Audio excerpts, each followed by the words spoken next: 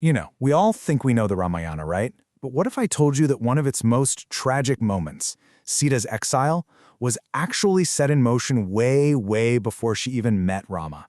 Today, we're diving into a hidden story that honestly changes everything. So we all know how that part of the story goes, right? Sita's heartbreaking exile from Ayodhya, all because of some gossip, some doubt from a citizen. But was that really where her sorrow began? What if the real reason for it all happened, well, a long, long time before that? Okay, so to get to the bottom of this, to find the real root cause of Sita's suffering, we've got to go back in time. And no, not to the streets of Ayodhya. We're going to a peaceful garden in Mithila. This is where a young princess had an encounter, a fateful encounter with two parrots that would literally seal her destiny. All right, first, let's just quickly remember the story we're all familiar with. Sita's been rescued from Lanka, she's back in Ayodhya, but then this washerman says some really cruel things. And those words spread like wildfire. They get back to Rama, and boom, Sita is exiled, pregnant and all. It's heartbreaking, but here's the twist.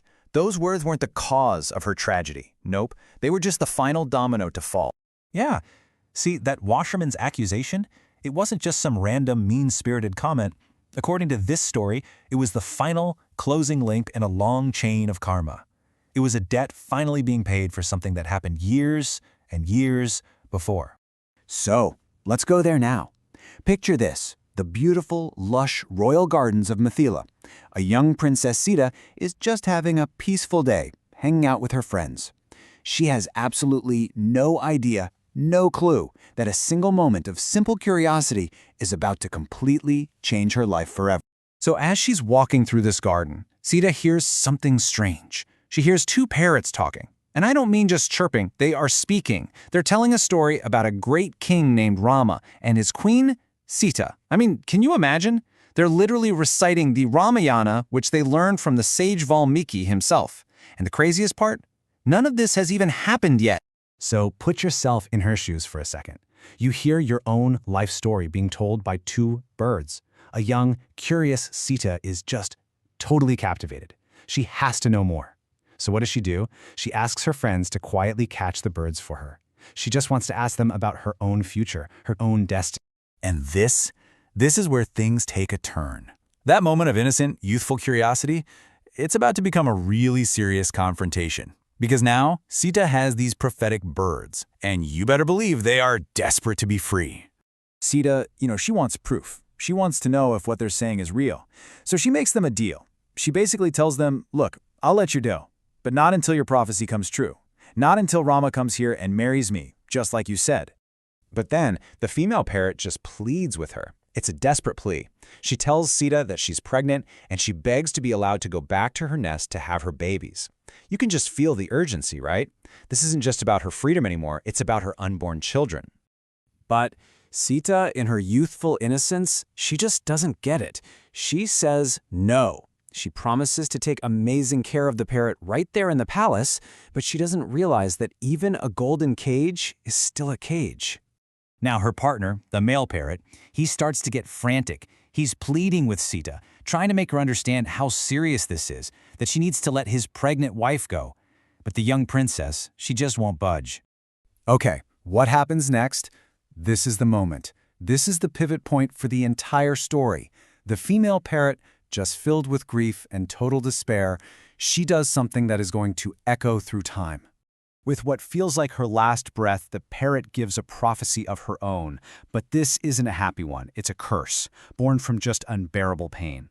She says, just as you're separating me from my husband while I'm pregnant, one day you, Sita, will suffer the exact same fate.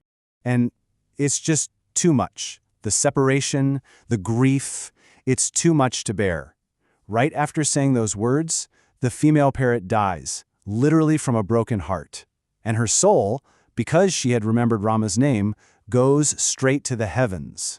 But her partner is left behind, and he is just consumed by grief and rage. He blames Sita for everything. And right then and there, he makes this incredibly powerful vow. He swears he will be reborn in Ayodhya, specifically so that his words, his voice, can be the tool that makes his wife's dying curse come true. So let's recap. We have a tragic death in a garden. We have a powerful vow of revenge. But the big question is, How on earth does this ancient sorrow connect to some random washerman in Ayodhya all those years later? And here it is. This is where we see the full circle of karma play out. Step 1. The curse is spoken. Step 2. The vow is made to make it happen. Step 3. The soul of that male parent, yep, you guessed it, is reborn as a washerman in Ayodhya. And then, the final step, years later, that same washerman is the one who says the cruel words that lead to a pregnant Sita being separated from Rama. The curse is fulfilled perfectly. So you see, that washerman's slander, it wasn't random gossip at all. It was the final act in a long, tragic play. A play that was set in motion by a captured bird, a desperate plea, and a powerful vow for revenge. It was, quite literally, the closing of a karmic loop. And that leaves us with a pretty deep question to chew on, doesn't it? Was Sita's exile just destiny, something that was always going to happen, something she heard about from a bird? Or was it the direct result, the fruit of karma, from her own actions in that garden all those years ago? Something to think about for sure.